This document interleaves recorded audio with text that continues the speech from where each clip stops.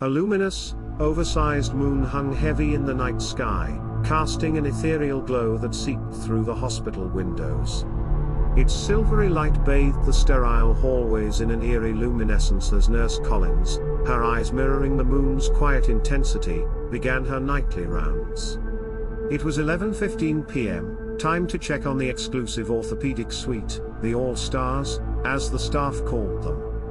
Each room was a palace in miniature, boasting living areas, meeting rooms, and luxurious bathrooms. Tonight, however, the opulent atmosphere couldn't mask the unsettling premonition that prickled at Miss Collins' skin as she glided down the hushed hallway. Miss Collins began her rounds, a ghost gliding down the hushed hallway.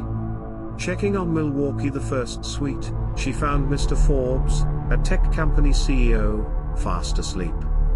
He is scheduled for a surgery in the morning. Reaching Minneapolis suite occupied by a senator by the name of Anthony Hart, she nodded at the bodyguard by the door. A stoic figure stood guard. The bodyguard knocked twice and opened the door, motioning her to enter. Here, the air hung heavy. The normally bright room was bathed in an unsettling stillness. Then, she saw him, Senator Hart, sprawled on the bed, a crimson tide blooming across his white sheets. Terrible bloodlines on his neck, like a claw of mythical beast. Miss Collins' scream echoed through the sterile halls. The bodyguard, reflexes honed by years of duty, whipped out his firearm, scanning the room for a phantom threat. The rain intensified, a chilling counterpoint to the scene of brutal violence. Past midnight, the detective surveyed the scene. Photos were taken, bloody evidence bagged, including a note beside the senator's hand. The note says, "The king came knocking to slay the wolf, a long lonely ride, but I know I'm gonna be home soon." The cryptic message gnawed at the detective. The estimated time of death was around 9 p.m., placing the note's writing around the same time. The senator knew of his fate, and perhaps, his killer. Cause of death: strangulation with a sharp object like a wire on his neck that caused the horrifying cut on Senator's neck. Head throbbing with the beginnings of a migraine, the detective decided to question everyone: the stoic bodyguard, the shaken Miss Collins, and the other all-stars, a tech CEO, a professional basketball player, a musician, and a TV personality. The testimonies. The bodyguard.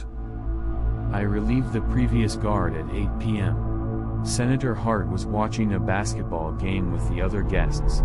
After visiting hours ended, most left, except Mr. Irving and Mr. Clayton. 10 minutes later, Mr. Irving left. Mr. Clayton soon followed. I left my post for a toilet break around 9 p.m. For 5 minutes. I did see the nurse on my way. She was carrying a file document. And I haven't left my post after my toilet break. My failure. Had I been there. He clenched his jaw, his voice tight with guilt. The senator had enemies. I'll find the murderer. Miss Collins, the nurse. Everyone was in good spirits during my 5 p.m. rounds. I gave Senator Hart his medication at 6 p.m. Everyone gathered in his room for the game. It was lively. They all left at 8 p.m.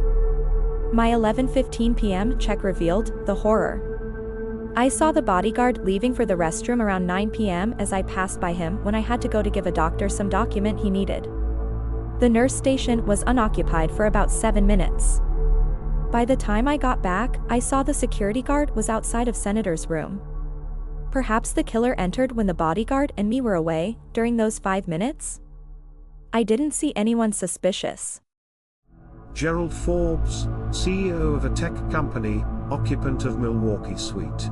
Here for a knee replacement. I was surprised to see Senator Hart and hoped to discuss a startup bill.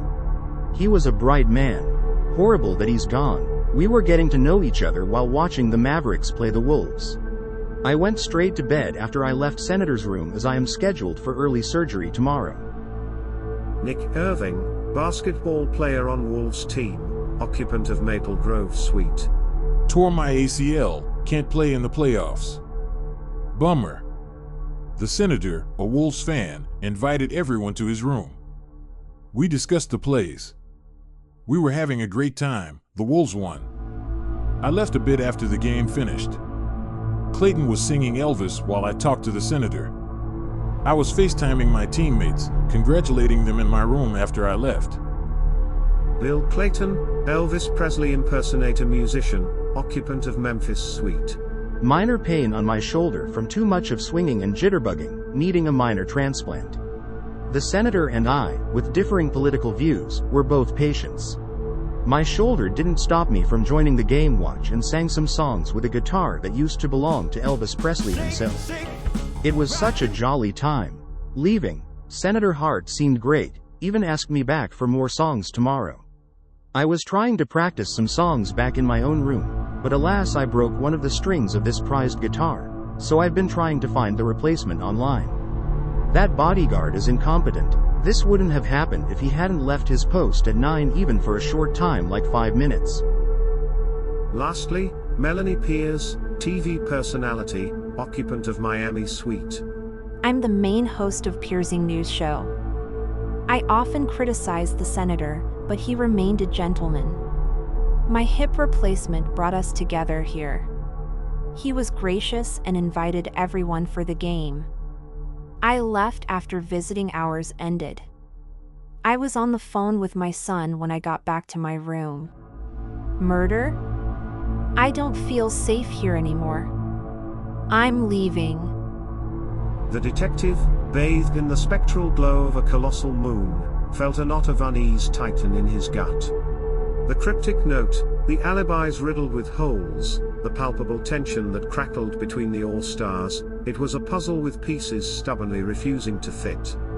His gaze drifted to the city lights, their usual vibrancy muted by the moon's otherworldly luminescence.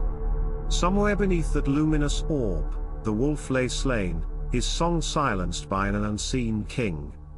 The investigation was afoot, but amidst the fog of uncertainty, one statement stood out, a single thread perhaps, or a cunningly woven snare. Who, among these guarded souls, had uttered this intriguing remark? Was it a genuine clue, or a carefully crafted deception? Comment below with your theories. Who do you think holds the key to unraveling this mystery? Let your inner detective loose and tell us, whodunit. Thank you for watching this channel. More cases are coming soon. Have a bloody good day.